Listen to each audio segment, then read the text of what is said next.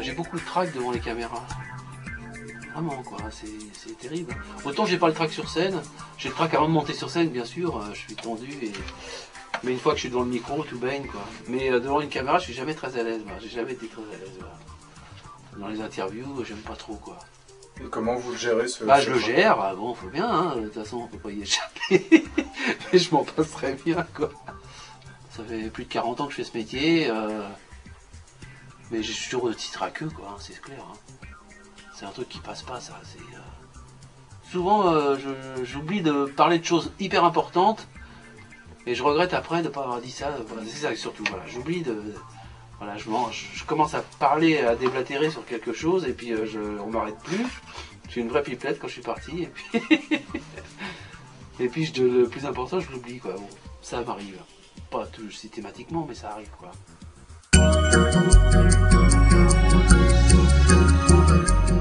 Ah si, la dernière émission que j'ai fait avec Jean-Luc Delarue, là voilà. Je peux le dire, tant pis, je cafte. Non, c'est vrai qu'ils m'ont un peu piégé dans la mesure où son assistante m'a briefé des semaines avant au téléphone, on va poser telle question, si, machin. En fin de compte, quand je suis arrivé au studio, j'avais l'impression d'être mis à l'écart, quoi. C'est-à-dire que tous les invités étaient dans les beaux fauteuils en cuir face aux caméras, machin. Moi j'étais carrément dans le public sur les gradins en bois, là. J'étais pas très bien, quoi. J'ai pas l'impression d'être un exclu.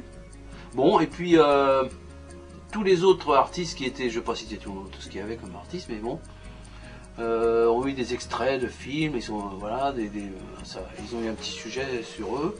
Moi ils ont passé vraiment 3 secondes et demie de J'ai encore rêvé d'elle, quoi, puis basta.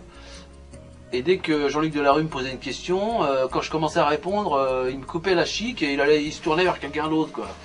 Alors une fois ça va, 2 fois, voilà, et à un moment je dis je vais me barrer là, c'est pas possible, il se fout de moi, quoi. Et c'est vrai que j'étais pas à l'aise, pas bien, quoi. Et voilà. Donc ils m'ont rappelé sur le lendemain, en me disant on vous envoie la cassette de l'émission et tout. Je dis non, regardez-la. Ah bon, mais vous étiez très bien et tout.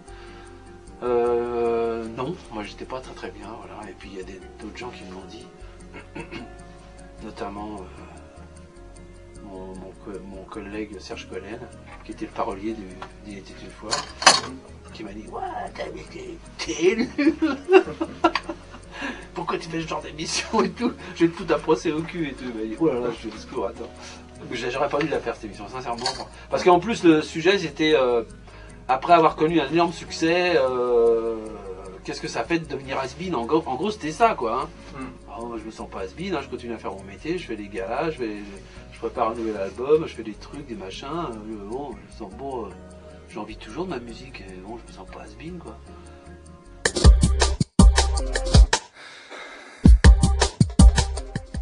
C'est-à-dire que la majorité des gens ne savent pas que Il était une fois, ça n'a pas été toute ma vie. Avant Il était une fois, j'étais musicien, j'étais avec Charles Trenet, avec Henri Salvador, je suis resté 2 ans et demi avec Paul Naref, j'étais batteur, hein, donc voilà.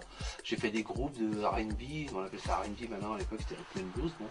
J'ai fait du Beatles, j'ai fait tout, voilà, bon, des centaines de galas, des spectacles avec des groupes de rock. On a gagné plusieurs fois le tremplin du Globe d'Euro et toutes ces choses-là, voilà. Et puis ensuite, quand le groupe s'est arrêté, moi j'ai continué, j'ai fait 2 albums, une bonne douzaine de singles, hein, même si ça n'a pas été des succès. Mais je suis allé au Québec, je suis allé au Japon, j'ai fait, voilà.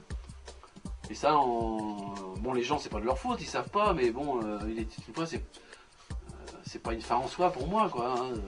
J'ai fait d'autres choses et je continue à faire d'autres choses à côté, quoi. Donc c'est des questions que j'aurais bien, voilà. Alors, et après Il était une fois, vous avez fait quoi alors? Vous continuez à chanter? Alors ça m'énerve, déjà ce genre de questions. Non, j'ai arrêté, je fais épicier maintenant, voilà. Bien sûr, je continue, c'est une profession de foi, quoi. C'est même plus une vocation, je sais faire que ça de toute façon, voilà. Donc je fais de la musique, hein.